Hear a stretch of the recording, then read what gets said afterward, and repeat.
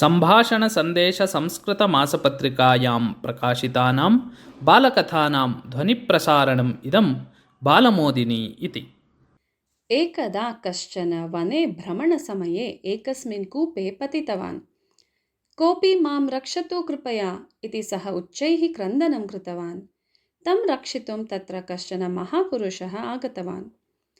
अहं तव रक्षणं करोमि इति उक्त्वा सः एकां रज्जुम् आनीतवान्।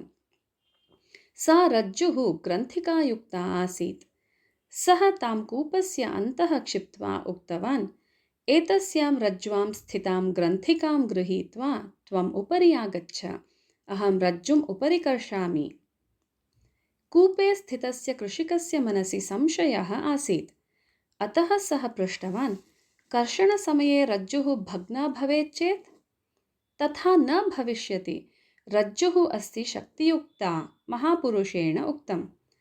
कर्षणसमये रज्जुः भवतः हस्ताच्युता भवेत् चेत्? न, एवं न भवेत्, अहं दृढतया ग्रहीष्यामि रज्जुं, भयस्य न आवश्यकता। कर्षणसमये मम शरीरभारकारणेन भवान् अपि कूपे पतेत् चेत्? न, मम पतनं कदापि न भवेत्, निर्भयतया प्रयासं कुरु।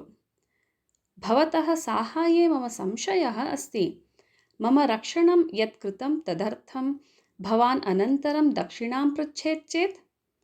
अये मूर्ख, अहं कस्यचिदपि साहाय्याय दक्षिणां न पृच्छामि, साहाय्यं मम कर्तव्यम्।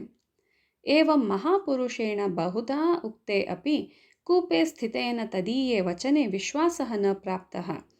अतः सः कूपे एव मरणं प्राप्तवान्। वस्तुतः एषा कथा अस्ति साङ्केतिकी। भगवान् नारायणः एव महापुरुषः, कृषिकः जीवात्मा, कूपः जन्ममृत्युजराव्याधिमयः संसारगर्तः, भक्तिः एव रज्जुः, भगवन्नामानि एव ग्रन्थिकाः। भगवान् दृढः, सः अस्माकं रक्षणं दृढतया करोति, संसारकूपात् उपरि कर्षति।